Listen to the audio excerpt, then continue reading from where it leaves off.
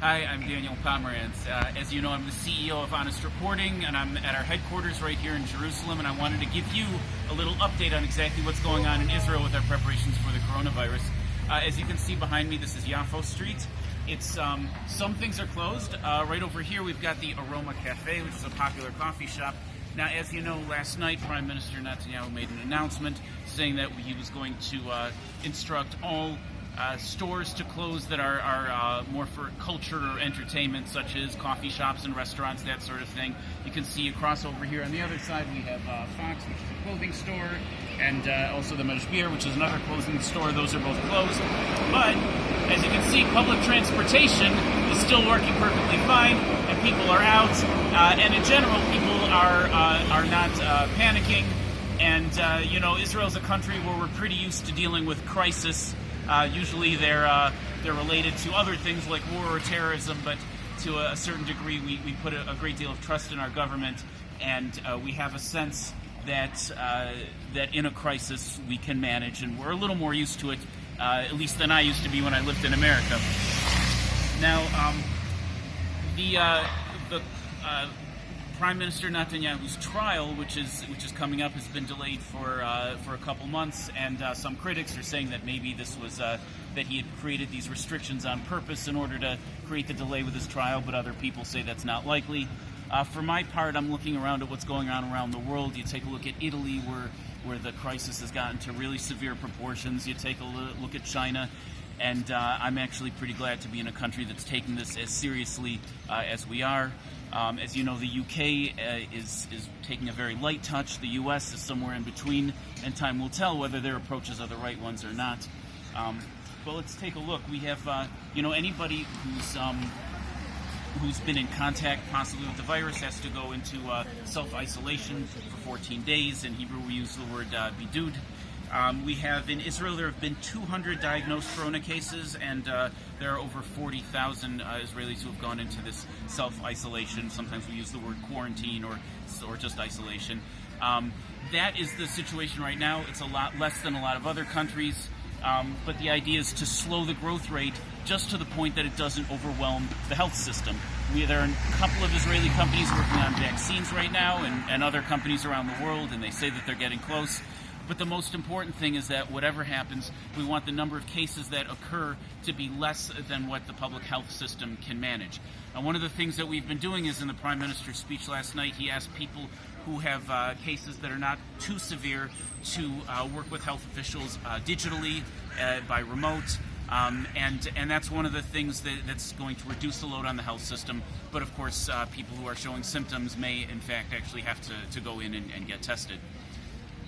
I would like to take you right now over to our offices and give you a sense of what we're doing here at Honest Reporting. Right. So now I'm going to take you over to our offices, which are right over here, and give you a sense of what we're doing here at Honest Reporting. We're sort of a typical office taking measures to stay safe. If you have any questions, definitely let us know in the comments, and we'll be happy to respond to you. Here at Honest Reporting, we want to help keep you well informed. That's you can see the signs of outside our building, and if you follow me, I'll take you right over to where we work here. Now, one thing that you're going to notice right off the bat is that our space is basically pretty empty here. We've instructed all of our staff to stay home as much as possible because we don't want anybody contaminating, and also because we don't want people taking public transportation. Staff who very much need to be here, or staff like me who live in the area who don't need public transportation, are coming in. But one of the things we're doing is we're observing the what BB calls the 2-meter rule, which is that if we're making sure to not stand too close to each other, and Emmanuel working the camera just took a step back there, and anyone who's sitting in the office will make sure to sit in a way that they're not too close to each other. Another thing is, let's talk a little bit about economics. The statistic I heard is that the measures in place in Israel right now are going to cost something in the neighborhood of $1 billion to $1.5 billion per month at this rate. Israel has already authorized a $10 billion funding package, and there are even negotiations in place to create a temporary Knesset unity government to be in place while we continue to deal with this crisis. Once again, if you have any questions or comments, let us know in the comments, and we'll try to get you an answer. Let's see what else is important to let you know about. Right now, Italy has very strict measures. People need permission to even leave their homes. There's some 21,000 Italians diagnosed, and over 1,400 have died. That's much more than what we're seeing in Israel. Now, here in Israel, we do have the self-isolation measures in place. And also, there is a network of digital technology that Israel uses typically to track terrorism and use for security. Bibi announced in his speech last night that we are now going to start using that network to track the spread of the virus. Now, Bibi specifically said he's not going to use it to enforce any kind of quarantine. So if somebody leaves their home when they're really not supposed to, it's not like that network's going to come into place and the police will suddenly descend on you. At least that's what he's saying. The reason is because we're talking about balancing privacy concerns, which is important in Israel, against health and safety concerns. And there are certain tools that the Israeli government has which we reserve only for security and don't use to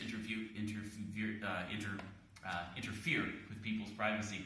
But now this is going to be an interesting legal moment in Israel's history because we have a very strong need to use those tools, but at the same time we want to make sure that we're keeping an eye on people's privacy rights.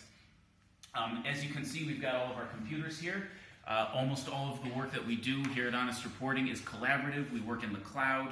We have the ability to video conference, and so we can do a lot of the work that we do remotely, even without having staff here. So even though you don't see a busy office, we actually are hard at work, and everybody's in touch electronically right now, including everyone who's helping to work on this video that you're watching right now. It's not just me, but there's a whole staff involved in making this happen and getting it from where I'm standing to your computer or to your phone. I want to show you something outside. Let's go take a look out here.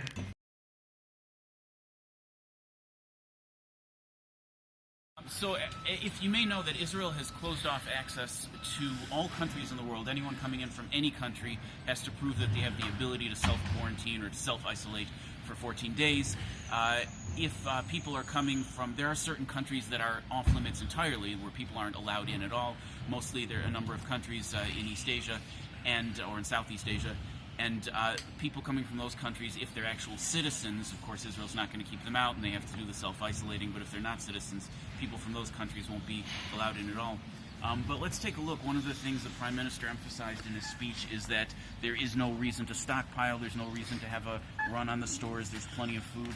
You can see here, this is a grocery store, and you can see that it's not terribly crowded. There's plenty of food. We got the junk food area here, and then we've got some better food over in other places. There's some stores that have had a little more action. Yeah, you can see plenty of toilet paper up there.